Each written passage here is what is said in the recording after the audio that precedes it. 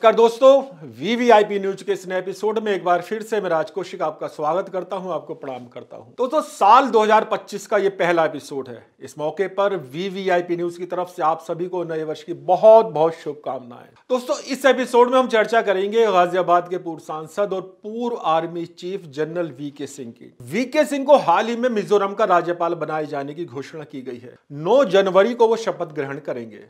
उन्होंने अभी शपथ नहीं ली है, लेकिन राज्यपाल के तौर पर उनकी नियुक्ति की घोषणा खूब चर्चाओं में है। कुछ लोग कह रहे हैं कि उत्तर प्रदेश के मुख्यमंत्री योगी आदित्यनाथ ने प्रधानमंत्री नरेंद्र मोदी से सिफारिश की थी कि जनरल वीके सिंह को कोई सम्मान दिया जाना चाहिए।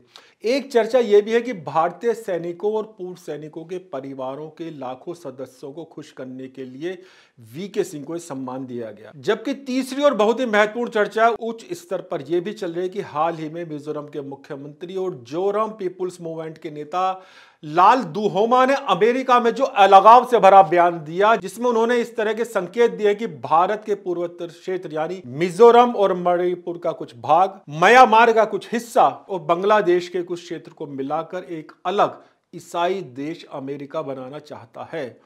इस वजह से उन पर अंकुश लगाने की दृष्टि से पूर्व army chief general VK Singh को मिजोरम भेजा जा रहा है। मित्रों, यहां मैं बताना चाहता हूं कि मुझे भी काफी हद तक यह महसूस हो रहा है कि कहीं ना कहीं चीफ मिनिस्टर का यह बयान वीके सिंह की ताजपोशी का कारण बना है। कारण चाहे जो भी हो, लेकिन ये सच है कि जिस तरह से लोकसभा चुनाव में गाजियाबाद से वीके सिंह का टिकट काटा गया, उससे उनके राजनीतिक भविष्य पर प्रश्न लग गया था। अब गवर्नर के तौर पर उनके नाम की घोषणा के बाद उनके विरोधी जहां कह रहे हैं कि अब गाजियाबाद वीके सिंह के लिए पराया हो गया है और मिजोरम भेजकर उन्हें एक तरह से एकांतवास दे दिया गया है, वहीं वीके सिंह के समर्थक मान रहे हैं कि मोदी सरकार ने उन्हें राष्ट्र की सेवा करने का एक और महत्वपूर्ण अवसर उनकी योग्यताओं और क्षमताओं को देखते हुए दिया है। दोस्तों, आगे बढ़ने से पहले मैं आपको वीके सिंह से जुड़ी बेहद दिलचस्प बात बता दूं कि वो भारतीय सेना के इकलौते ऐसे आर्मी चीफ रहे हैं जिनके कार्यकाल में सेना के द्वारा केंद्र सरकार के तख्ता पलट करने की चर्चाएं उड़ गई थी। उस समय कांग्रेस के नेतृत्व वाली यूपीए सरकार सत्ता में थी। मनमोहन सिंह प्रधानमंत्री और एके एंटोनी रक्षा मंत्री थे। डेट ऑफ बर्थ के विवाद के कारण वीके सिंह 16 जनवरी को सुप्रीम कोर्ट गए थे और उसी रात ये चर्चा चल पड़ी थी, जिसे इंडियन एक्सप्रेस सहित कई अखबारों ने प्रमुखता से छापा भी था कि सेना की 2 टुकड़ियां तख्ता पलट के लिए दिल्ली के पास पहुंच चुकी हैं। कांग्रेस की मनमोहन सिंह सरकार का तख्ता पलट करने की कोशिश या उस सरकार को आंखें दिखाने की खबरों में कितनी सच्चाई थी यह तो हम नहीं कह सकते, लेकिन इतना जरूर है कि इस तरह की चर्चाओं का इतिहास वीके सिंह के लिए राजनीति में बहुत फायदेमंद रहा है। कांग्रेस को निपटाने की कोशिश में लगी भारतीय जनता पार्टी और खासतौर पर नरेंद्र मोदी की गुड बुक में लंबे समय तक वीके सिंह रहे हैं। हाँ, यह जरूर आश्चर्य की बात है कि इतना रुतबा होने के बावजूद भी लोकसभा चुनाव में उन्हें गाजियाबाद प्रत्याशी के तौर पर रिपीट नहीं किया गया।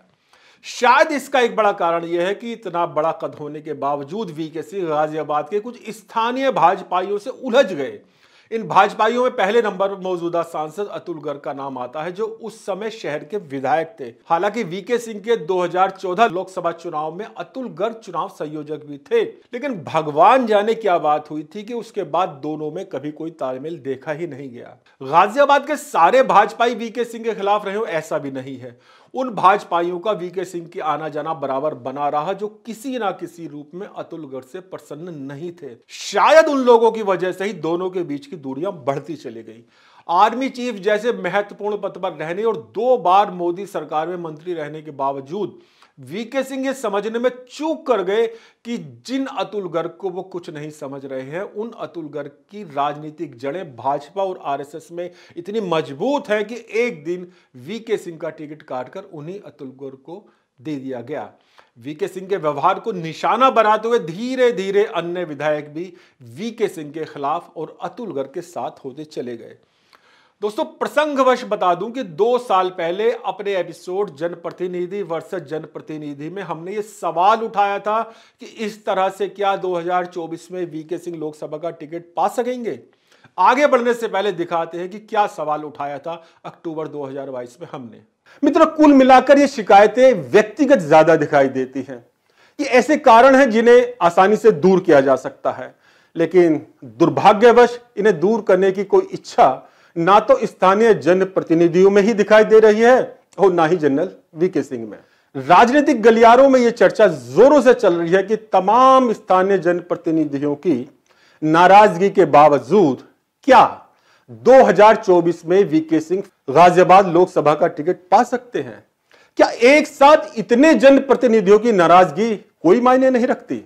दोस्तों, अब बात करते हैं उन चर्चाओं की जो इस समय वीके सिंह के गवर्नर के रूप में नियुक्ति की घोषणा के बाद चल रही हैं। सबसे ज्यादा चर्चा इस बात की है कि उत्तर प्रदेश के मुख्यमंत्री योगी आदित्यनाथ ने सीधे प्रधानमंत्री नरेंद्र मोदी से वीके सिंह के लिए बात की कि जिस तरह से उनका टिकट काटा गया, इससे राजपूतों में नाराजगी है। इसकी झलक लोकसभा चुनाव में देखने को भी मिली। मित्रों, वीके सिंह और योगी आदित्यनाथ के रिश्ते हमेशा से ही अच्छे रहे हैं। वीके सिंह को चुनाव में टिकट ना मिलने और अतुल गर्ग के सांसद बन जाने के बाद भी योगी आदित्यनाथ ने वीके सिंह से कहा था कि वो गाजियाबाद में सक्रिय रहें, ये उन्हीं का क्षेत्र है। कुछ हद तक गाजियाबाद में वीके सिंह सक्रिय भी रहे। वीके सिंह भी अक्सर योगी आदित्यनाथ के चित्रों के होर्डिंग्स गाजियाबाद में लगवाते रहे हैं। जहां तक वीके सिंह का टिकट कटने के बाद राजपूत ठाकुर बिरादरी की नाराजगी की बात है, तो इस मुद्दे पर इतना तो मैं कह सकता हूं कि भारतीय जनता पार्टी को भी इस बात की आशंका कुछ हद तक थी। यही कारण है कि अतुल गर्ग का नाम घोषित होते ही ठाकुर बिरादरी के बड़े नेता मुख्यमंत्री योगी आदित्यनाथ को गाजियाबाद में बुलाया गया था और उन्होंने बुद्धिजीवी सम्मेलन को संबोधित किया था। अतुल गर्ग के चुनाव अभियान की पहली सभा ठाकुरों के देश के सबसे बड़े नेता रक्षा मंत्री राजनाथ सिंह की रामलीला मैदान में कराई गई थी। राजनाथ सिंह ने जिस तरह से अतुल गर्ग के समर्थन में बातें की थी, उससे साफ साफ लग रहा था कि वो विशेष तौर पर राजपूतों को अतुल गर्ग के पक्ष में करने का काम कर रहे हैं। मैं राजनाथ सिंह की चुनावी सभा की झलक भी आपको दिखाना चाहता हूं। देखिए क्या क्या बोले थे राजनाथ सिंह। और दोबारा अतुल जी के जीतने के बाद मैं गाजियाबाद आना चाहूंगा। ऐसी मोटी फूलों की हार पहनकर अपना स्वागत कराने के लिए नहीं आना चाहूंगा, बल्कि शीश झुकाकर अपने परिवार के लोगों के प्रति आभार व्यक्त करने के लिए यहां पर आना चाहूंगा। एक बहुत बड़ा विश्वास लेकर मैं यहां पे जा रहा हूं और हमारी अखिल भारतीय स्तर पर जो सार्वजनिक सभाएं प्रारंभ हो रही हैं, यह हमारी पहली सभा है। और मुझे पक्का विश्वास है कि आप किसी भी सूरत में विश्वास को हम टूटने नहीं देंगे। मैं पूरा एक बार शीश झुकाकर गाजियाबाद के जो लोग यहाँ सभा में मौजूद हैं उनको भी, और जो सभा में मौजूद नहीं हैं उन सबके प्रति भी सम्मान की अभिव्यक्ति करते हुए अपना निवेदन समाप्त करता हूं। दोस्तों, लोकसभा चुनाव की पहली दो सभाओं में राजपूतों के बड़े नेताओं योगी आदित्यनाथ और राजनाथ सिंह को बुलाए जाने से ये तो स्पष्ट है कि भाजपा शुरू से ही इस रणनीति पर काम कर रही थी कि वीके सिंह का टिकट कटने के बाद ठाकुर बिरादरी के लोग नाराज हो सकते हैं। इसलिए वीके सिंह को सम्मान देकर ठाकुर बिरादरी को खुश करने की योगी आदित्यनाथ की बात तर्कसंगत हो सकती है। मित्रों, अब बात करते हैं उस दूसरे कारण की जो चर्चाओं में है। भारतीय सेना के जवानों और पूर्व सैनिकों के परिवारों का समर्थन बनाए रखने के लिए वीके सिंह को यह सम्मान दिया गया। ऐसा क्यों संभव है? इसका कारण दिलचस्प भी है और तथ्यपूर्ण भी।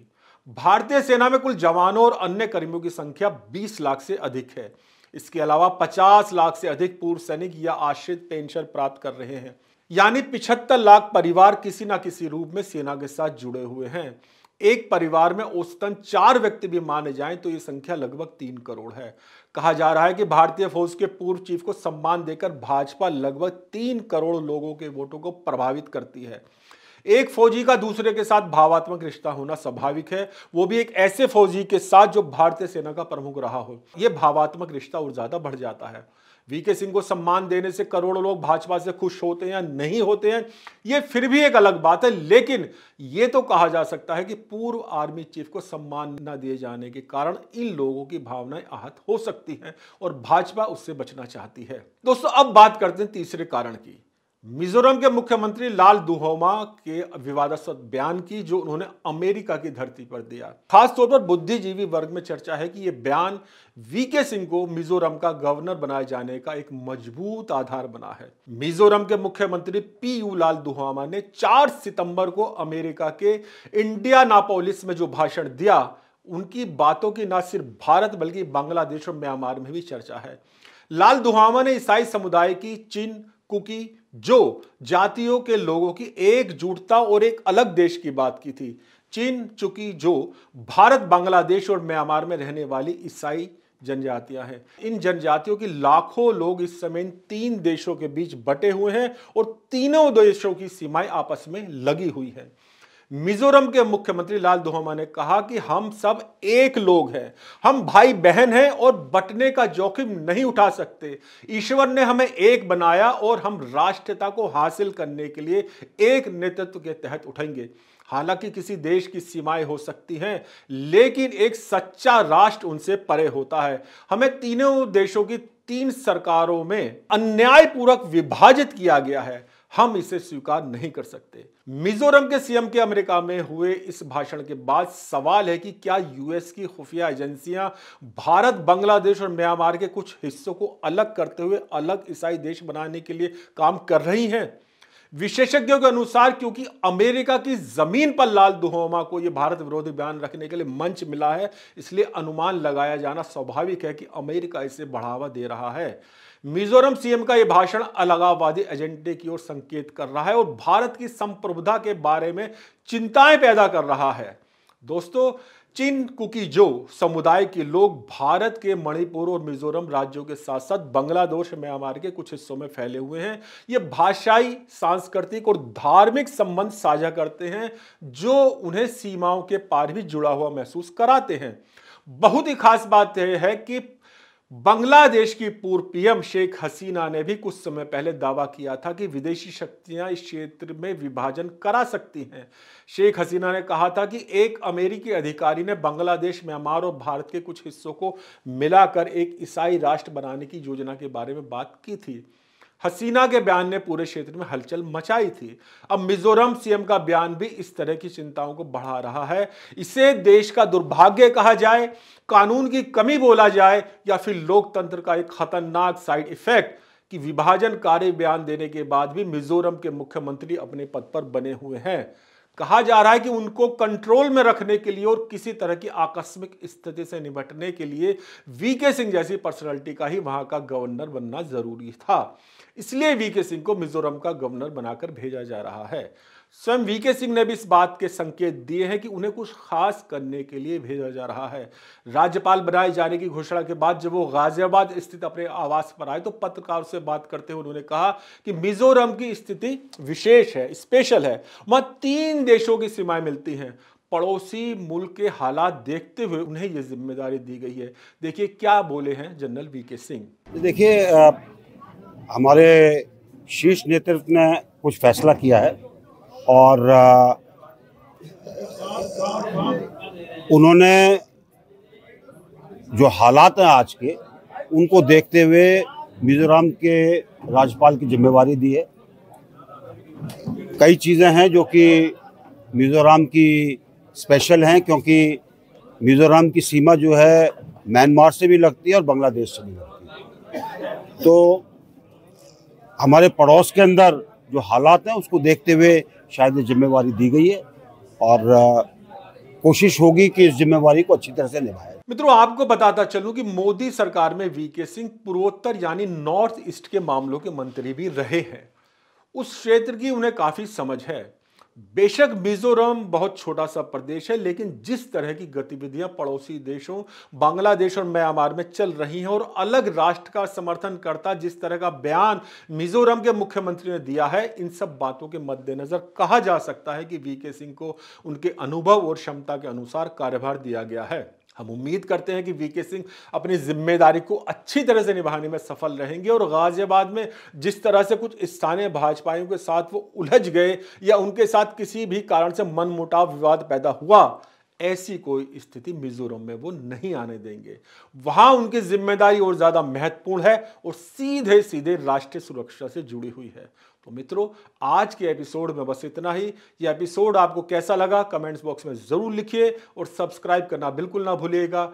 VVIP news. नमस्कार।